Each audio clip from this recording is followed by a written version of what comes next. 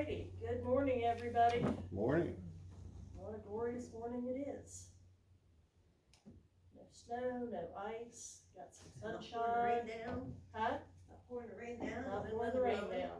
Yep. All right, so this week we are still in Ezekiel. This time we're in chapter 33, verses 12 through 20. Still stuck in somewhere between 593 and 571 BC in Babylon. And our lesson this week is, surprise, the way of the Lord is just. I didn't really think it'd be otherwise, but just in case there was any doubt. Alrighty, so again, we're in chapter 33 this week, but chapter 33, it's not the end of the book of Ezekiel, but, and Ezekiel's going to serve as a prophet for at least another 16 years, so he's not done yet. But chapter 33 does mark the end of Ezekiel's mission before the fall of Jerusalem. That might help if we got turned on.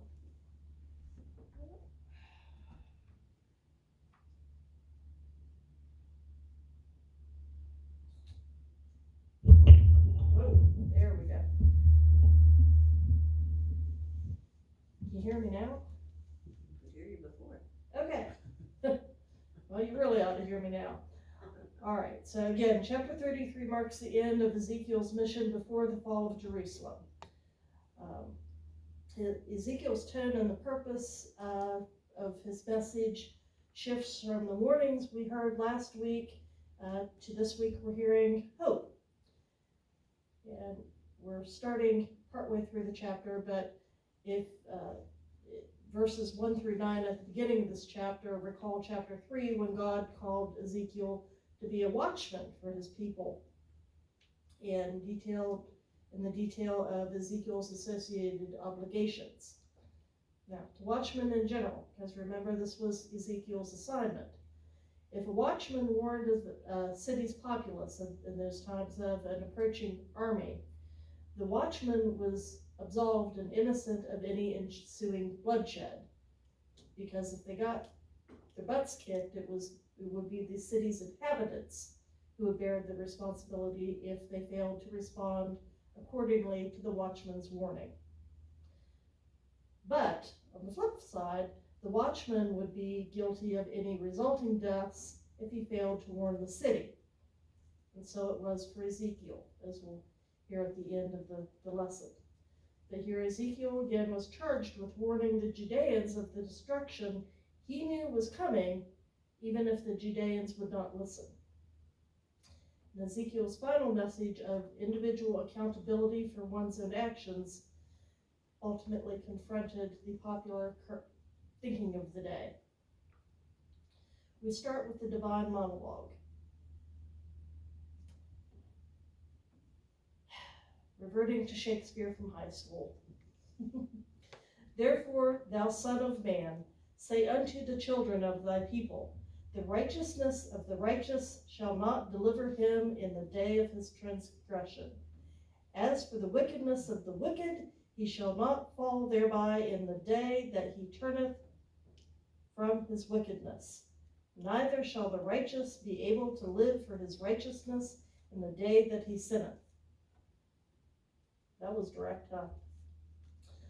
All right, so if you go to the Amplified Version, it says, and you, son of man, say to the sons of your people, the righteousness of the righteous man will not save him in the day of his transgression, and as for the wickedness of the wicked, he will not stagger because of it in the day that he turns from his wickedness. Whereas a righteous man will not be able to live because of his previous acts of righteousness on the day when he commits sin. A little bit better, but not all that great. Here's my translation. Turn from sin and live, turn to sin and die, regardless of whether or not you were righteous before that. That did a little bit better in my mind.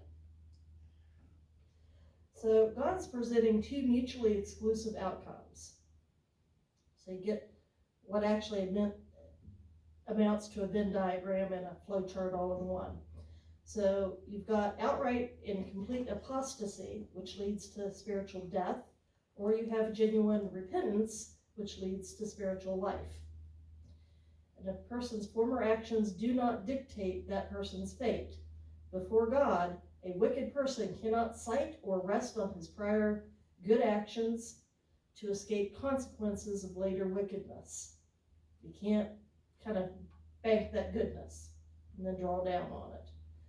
But a good, obedient person will not be held responsible for his prior wickedness, with caveat, as long as he truly repents of his prior wickedness, and kind of implicit in that is stay on the right path.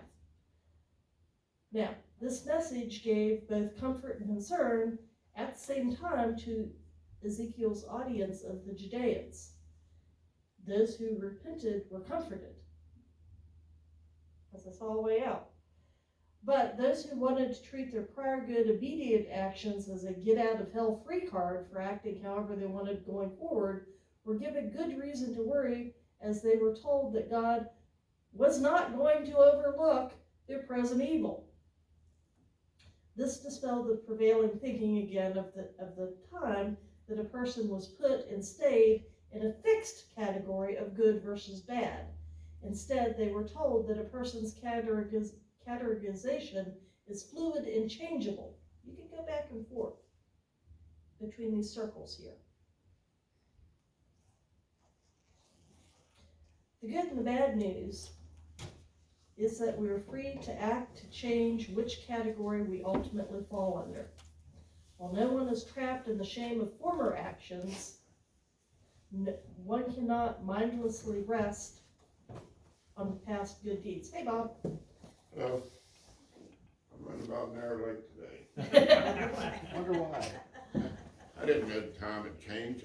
Yeah, it's Sitting okay. there looking, I thought, well, I got an hour. And I have a little weather station. I looked at the clock and I said, why is this clock saying 9:57? I said, what's wrong with that thing? First time in my life. Government's what's wrong with your clock, Bob. Too many birthdays. What's us wrong? Oh.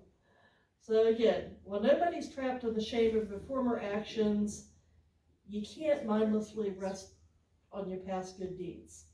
And I kept thinking about analogies to this, and one I came up with, it's like a football game where the scoreboard constantly gets reset back to 0, and only the score in the last quarter counts as your final score. It's not an aggregate, it's not an average, which was math geek coming out in me, and I thought Scott might appreciate that. There's no offset of the to the current bad from with the former good. There's no discarding your outliers. It's where you are when the time clock runs out. So you can see, here is your 0. And maybe in the past you have these good deeds here, but then you take a downhill slope. And this is something really weird. Okay, I'm turning that back off. I think I was doing better then.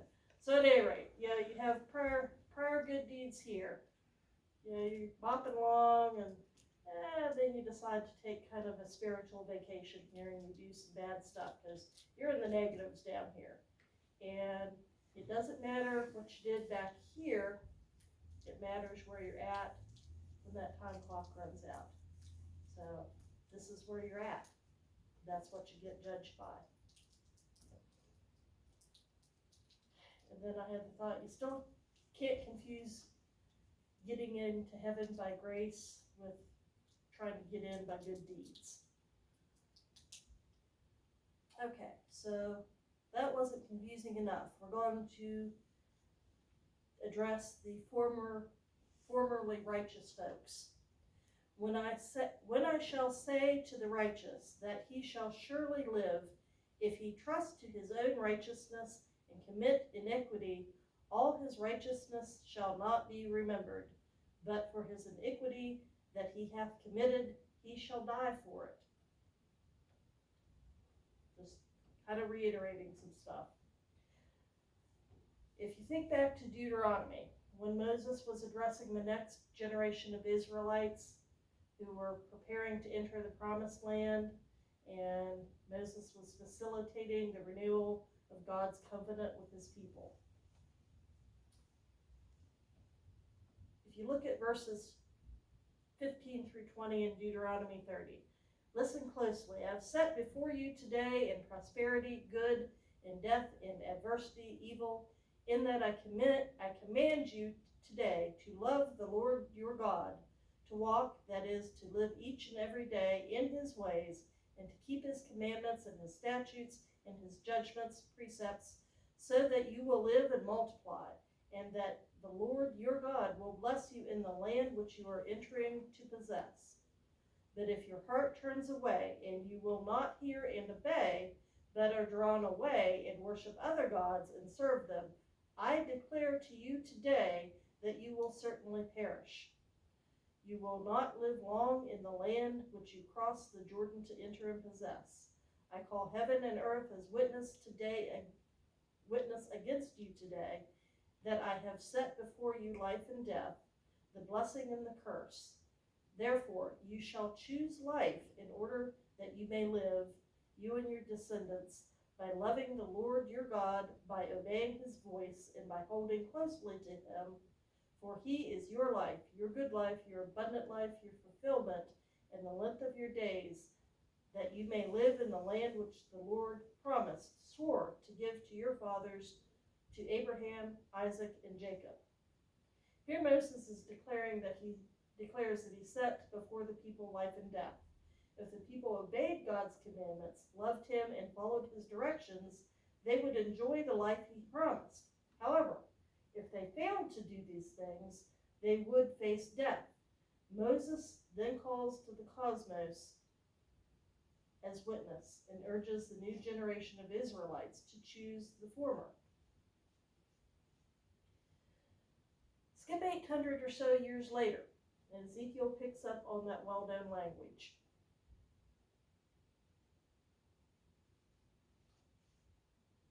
But instead of speaking to Moses' audience of a repentant and godly people overlooking their future in the promised land, poor old Ezekiel spoke to the Judean captives in Babylon. Repentant and godly they were not. If the Judeans were not actually on the verge of apostasy, they were at best uncommitted to obeying and living a godly life. And Ezekiel is affirming Deuteronomy's message that the righteous will live. But that message is expanded to explain that the life obedience offers is not earned once and then just enjoyed thereafter unconditionally. The righteous can't rest on the laurels of their former good deeds, their obedience, to cancel out or offset their present wickedness, being disobedience. The choice for life is an ongoing one that has to be renewed continuously. We have to commit daily to love and to follow God, because when we turn away from our relationship with God, we choose Moses' second option, which is death.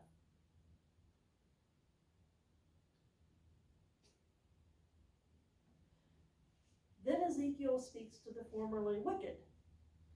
Again, when I say unto the wicked, thou shalt surely die, if he turn from his sin and do that which is rightful and lawful and right, if the wicked restore the pledge, give again that he had robbed, walk in the statutes of life, without committing iniquity, he shall surely live, he shall not die. So after the terse warning that he gave to the formerly good, Ezekiel turns to this opposite group, those who have repented of their past sins, with a longer, more specific and personal message. So in verses 14 through 16, we see hope extended to those burdened by their past's actions. Ezekiel reiterates the covenantal language from Deuteronomy, but this time his message is to the wicked. And his message is that they, the wicked, shall surely die. But there's also a really critical nuance here. this time to the death in which wickedness ends. And the nuance is that if the wicked turn from sin and pursue what is lawful and right going forward, they shall instead live. This is the word of hope that's extended to the repentant. And then down in verse 15, that leaves no room for confusion.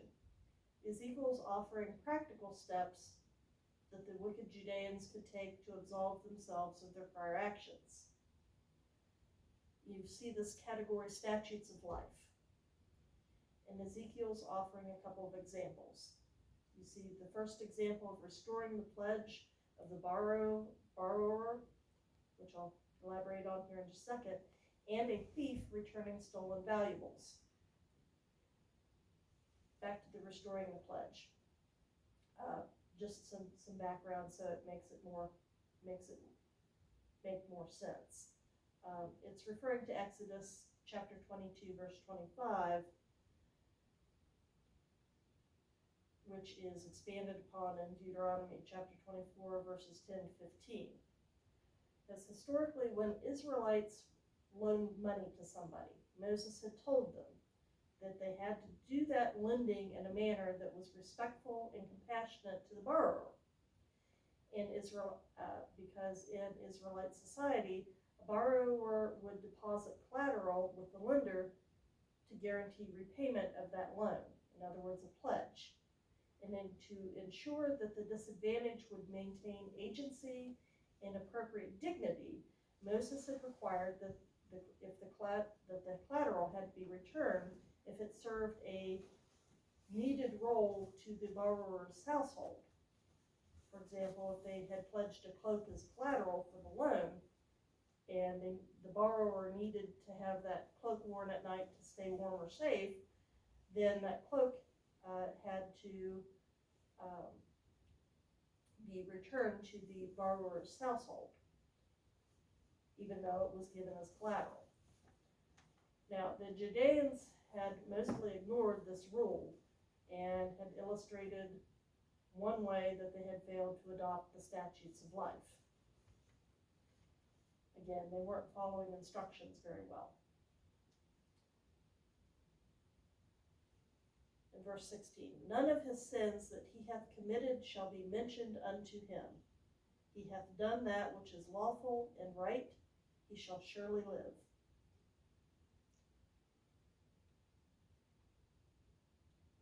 Sorry, back in 15, when Ezekiel was citing the robbery as a wicked practice that the Judeans had engaged in, Ezekiel's emphatically saying you have to reverse that practice in the pursuit of life. And if we look back here, he's saying that you gotta give again that he had robbed.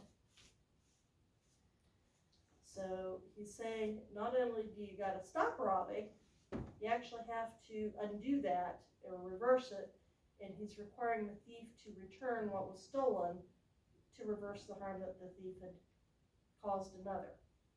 I think they have to pay double. I remember Exodus and Deuteronomy, right?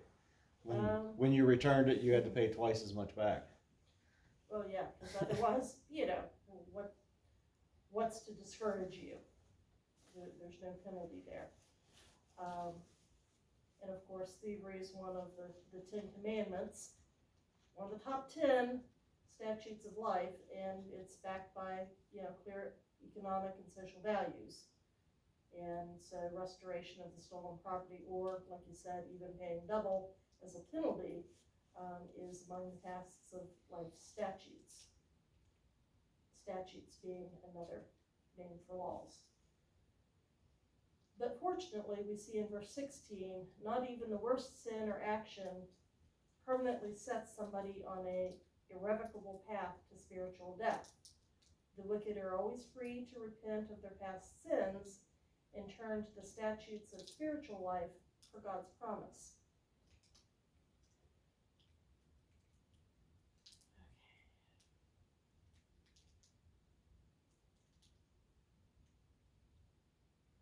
Ezekiel had repeated the teaching in the verses 12 through 26, that he heard in the divine monologue, or that's what he's going to do.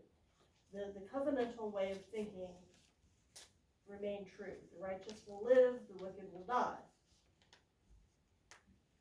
But again, that crucial nuance was needed.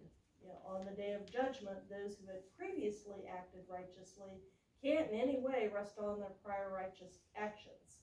Likewise, those who had previously acted wickedly were actually not doomed to die, but only if they chose to repent and live.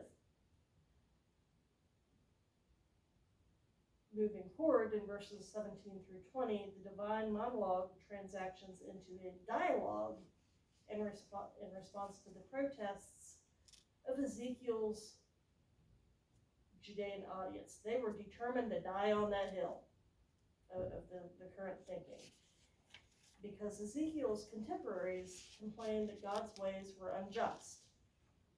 That kind of takes some guts to call God out, I think, but that they did. But of course, God's standing as the divine judge decimates those accusations. God wasn't the one that needed correction, but Ezekiel's audience sure did. So we start with the accusation. Yet the children of thy people say, the way of the Lord is not equal, but as for them, their way is not equal. So what's going on here? The Judean captives of Babylon took it upon themselves to judge God. That's how misguided these folks were. Not surprising God couldn't find a single one of them who were godly among the whole lot, let alone 10. So God summarizes their assessment of his actions. The English translation of the Judeans' accusation, while approximate, kind of requires a more detailed explanation to really understand.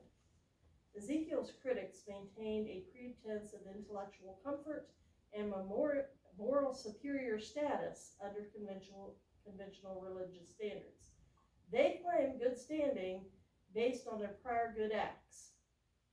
Again, that was the conventional thinking of the day. And of course, the Judeans did not handle really well having that framework threatened, or actually debunked. With their self-serving apple cart up dumped, they lashed out with an accusation that this was unfair and unjust and an absolute temper tantrum. And they had the audacity to accuse God of, if everybody could accuse, they accused God of being arbitrary, unpredictable, and nonsensical. I wouldn't want to be there in their shoes. And they were proclaiming this with a lot of bluster and bombast. They're huffing, well, his actions are erratic and capricious. And they claimed that God was happy as long as somebody suffered, and God didn't actually care if the right person paid the price. That's how they perceived God. But their perception was really wrong. Yeah, what did I do? Why am I being punished? I didn't do anything wrong. Yeah. Well, that's right. You didn't feed the hungry. You didn't help the needy. You didn't do this and you didn't do that. That's what you did wrong. You're just happy as long You as didn't do somebody's anything. suffering. You don't care if you got the right person or not. And I assure you, the right person to suffer is not me. So, yeah. How's that working out for him? Probably not real well. Actually, we know not real well. Okay, so here's the response, which is why it's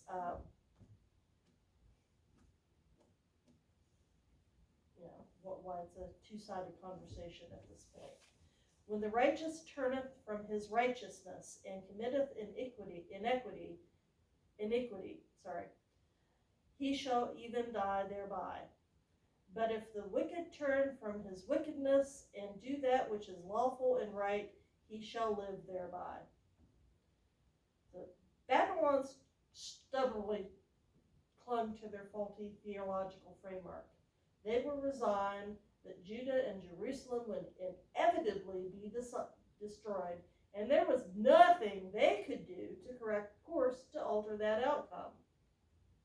The not me defense.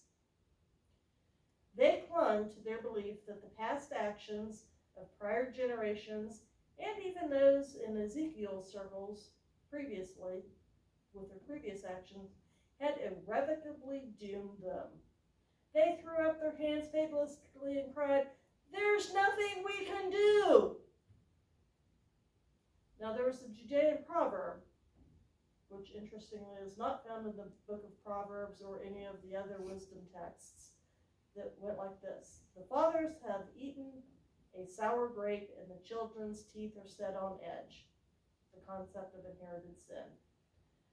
Now you have Jeremiah and Ezekiel, both prophets active during the 597 BC deportation, and then a decade later the fall of Jerusalem. And they're quoting this proverb with the intent to debunk it, because this popular religious idea of the time was fundamentally flawed. The Judeans thought that they were paying the penalty for the sins of prior generations, and even for sins committed before but during their own lifetime. And they thought it made their punishment unavoidable, and insisted there was just absolutely nothing they could do to stop it. It was predetermined. That mindset's dangerous. Now, remember what I was talking about at the beginning of the lesson about the watchman? Because this mindset wrongly meant that the present generation could proclaim their innocence and blame Jerusalem's doom on their parents. And they could also wrongly claim that the future was predetermined, so they might as well behave without any boundaries. Hey, this is going to happen no matter what we do, so let's party like somebody left the gates open. Because they didn't have any incentive under that mindset to act any other way. It's not going to matter what we do or say, so why don't we enjoy ourselves? Just wallow in our sin and have a good grand old time, because our defense is we are not responsible. So they're able to claim both innocence and license to act any way they wanted. No wonder Ezekiel's message wasn't really attractive to them, because this rendition did not require them to take any action or any accountability. It enabled them to claim victim status. They just pulled that victim cloak right out and put it on. And having donned the cloak of victimhood, they became indignant at God's rebuke when they were called out and told to take some ownership of their own role in this debacle. It's kind of like watching a Dr. Phil episode every once in a while. When you see the train wreck and Dr. Phil's there and he's talking to somebody who's playing the victim in the show, and it's like, okay, so what's your ownership in this? You might be the victim, but you've got some ownership in here. But the Judeans' faulty theology had not ever survived in the presence of God's truth. If you look back at Deuteronomy 24:16 about generational responsibility, it says, "The fathers shall not be put to death for the sins of their children, nor shall the children be put to death for their fathers. Only for his own sin shall anybody be put to death." So we wrap up in verse 20. "Yet ye say, the way of the Lord is not equal. O ye house of Israel, I will judge you, every one after his ways." So God, through Ezekiel, concludes the dialogue in the final warning before Jerusalem's collapse by repeating the Judeans' accusation and addresses the Judeans, as misguided as they were. God would judge individuals based on their own way of living. Their ancestors and what they had themselves even done in the past had not fixed their fate. They just had to turn from sin going forward. They didn't listen, and Jerusalem fell shortly thereafter. And just as it was true for the Judean exiles, this is true for us today. We all have a past, good or bad. usually good and bad. As goodness of our parents or our own prior goodness won't save us, neither will prior sin, no matter how bad it was, do us if we please God by repenting and trusting in Him. So let's make better decisions on an ongoing basis than the Judeans did. Okay, found a new squirrel again. So what do we take from this? Turn from sin and live. We can't depend on past deeds to justify present evils, or cancel them out or mitigate them. There's no averaging of your deeds. There are practical steps sinful people can take to separate themselves from their past wickedness. The sinful person can always turn away from their wickedness and accept God's merciful gift. It does matter what we do going forward. When people fail to understand God's justice, they're in the wrong, not God. Because I think calling God on the carpet's never a good idea. It's a losing proposition. If you want predetermined outcome, that is one. God's always ready to extend His grace to those who seek Him, and each person is judged according to his or her deeds. Not necessarily the past ones, but at least where you're at when your time clock runs out. So, anybody have anything to add? Okay. While you were talking, I was thinking about, if there's a guy who lost both his legs, if you ask him he was crippled, he would tell you no. Now, there's some things he can't do, but he's fully capable. And yet, look at our world, of course, you have client after client who's not responsible for because they had a bad childhood, or they have anxiety, or they have ADHD, or they were abused when they were young. None of them are it's not their fault. They're not taking ownership of the outcomes of these things. Instead of fighting it and overcoming it, they're just giving up. So the America that we're in now is no different than the captives trapped in Babylon. Yeah. They're giving up and giving in instead of trying, because they don't take ownership of anything. Well, we're quick to point out, the things that somebody else did or allowed to happen to us that contributed probably to getting us to the point we are. And we want to hold them accountable, but we refuse at the same time to apply the same rule to ourselves. Yeah. We refuse to hold ourselves responsible and say, well, we are not responsible. Couldn't possibly do anything different in the future to turn this train around. And when you stop trying, then all is lost. Yep.